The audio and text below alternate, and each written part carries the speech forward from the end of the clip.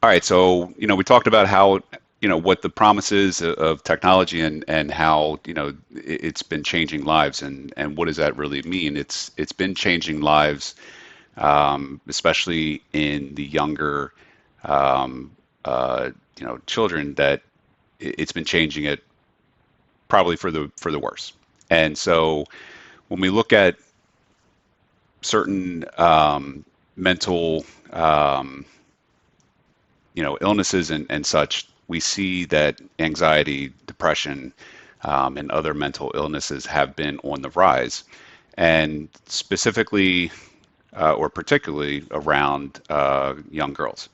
And there's a lot of too much to cover here today about why that is, but there's a very um, it's a it's a very different as you can see it affects young girls differently than it does young boys.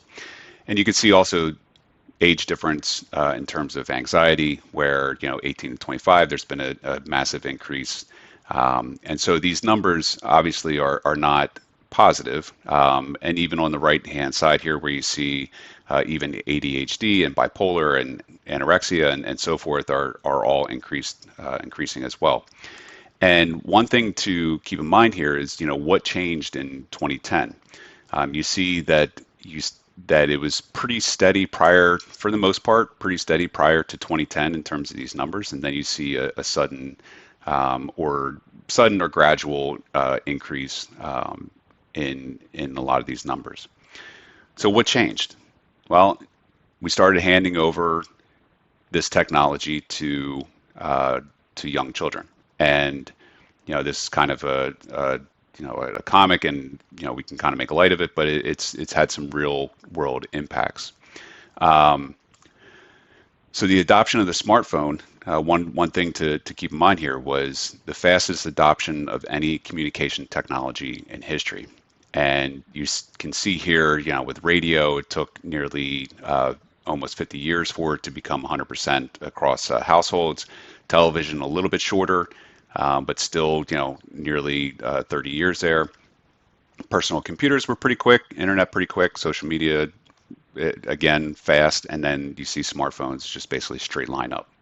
Now, of course, it's not 100%, but it's, obviously heading in that direction. Um, and one of the things that I think is important to note here, and this really taps into what I do from a cybersecurity perspective, is that technology moves rapidly.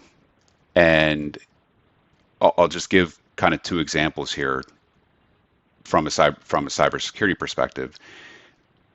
When I was, when working in engineering and working with protecting software and ensuring that the systems that we deliver are secure, we had this massive migration to what we call cloud. And for those that don't know, it just basically means, we're moving everything to Amazon, AWS, or we're moving things to Google Cloud. And it's basically moving your software into somebody else's, data center or somebody else's management of that software. And that was a big disruption to how cybersecurity gets done. And the technology hit so quick that engineering firms realized the power of it and moved quickly. Cybersecurity, on the other hand, was caught off guard and had to catch up. We're seeing that same thing play out with AI, where again, engineering and organizations are saying we got to get on the AI train, and cybersecurity is saying, well, wait a minute, and we're trying to navigate, well, what does this mean from a security point of view, privacy, regulatory controls, and things like that. And you can see those parallels when it comes to things that all of us as parents are dealing with when it comes to smartphones and social media. The technology hit so quick and became ubiquitous so quickly that we were essentially caught off guard. And I don't have to tell any of you that are parents that it's very difficult to keep this technology out of your children's hands when it's basically everywhere. And I'll talk more about that here in a moment. So the like peanut butter and jelly or peanut butter and chocolate, that's my favorite. Actually, both are my favorite. Social media and smartphones together have really created this what we call digital revolution, especially amongst children. So most children have received their first phone by the age of, between 11 and 12. Um, but you see, I'm sorry, children typically receive their first phone between the ages of 11 and 12. Most children acquire it between 10 and a half and 12 and a half. And it really comes down to the parents' judgment, the maturity level of their children, and basically where the parents are and where the children are in their life and in their journey. That it can change. It can depend largely on that. And you do see some parents obviously waiting much longer. You see some parents moving much quicker. It really kind of depends. And a third of teens say they're on one of the major social media sites almost constantly. Again, there's that almost constantly phrase, but there's one of the biggest challenges when it comes down to these social media sites, and you see here on the left in that chart where some of these I don't even know. Obviously the big ones we know: Snapchat, Pinterest, TikTok, Instagram, Facebook, YouTube.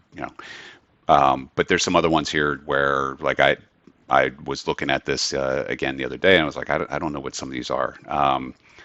But and they're always changing, and there's a constant game of whack-a-mole where we're trying to get ahead of the next social media craze and trying to figure out what is it that, what are the dangers of it, how's it being used, how can it be misused, and that's a constant battle. And especially when you see here, like I said, a third of teens are on one of these major social media sites almost constantly. So the how has this impacted the children getting access to this information or to this technology? Adolescents begin favoring digital communication over in-person interactions. Concerns about the decline in face-to-face social skills and the ability to engage in empathetic, nuanced conversations. And then teens found a new sense of privacy from parental oversights, leading to more freedom in exploring identity, but also less guidance. And so I mentioned I teach at Temple University. Obviously, there's a lot of younger, the younger generation coming through that, and I can see that in those classrooms where there's a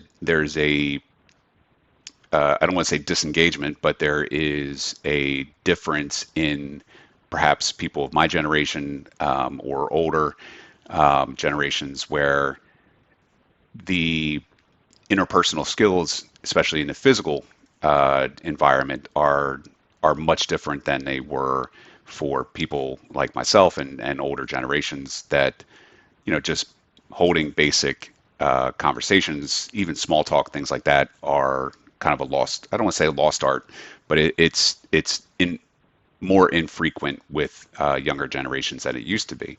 And I can also see that in terms of working in a corporate environment where there's, again, younger generations coming through, and you see this, again, I don't want to use the word disengagement because that's not really accurate, but it's more the favoring of digital conversations over personal face-to-face conversations. And I'm sure some of you have experienced very similar things like that. So what does this mean? Well, this isolation and independence from, I don't want to say oversight, but this isolation and independence from parental view provides opportunity for online predators, bullying, sextortion, scams, inappropriate content, and so forth. And again, I think we're all sort of familiar with all the different avenues that technology can all the different ways that technology can be misused, and not necessarily by the adolescents, but by bad actors on the internet, and how they can interact with those that are, again, isolated, not a lot of oversight, and with a much larger population of bad actors that have access. And if we go back to my generation and older, where again, kind of going to that concept of if I wanted to find like-minded people, I had to stick to my local physical location. It's a very similar situation when it comes to interaction with bad actors. And in my generation and older, you generally didn't have access to the globe in terms of interactions. You had access to very localized, um, uh, a setting where the opportunity for things like bullying and predators and things like that was much smaller. Today, that's obviously changed, where for bad actors, it has become what we would call a target-rich environment. There's just a lot of opportunity for bad actors to use the technology to gain access to individuals.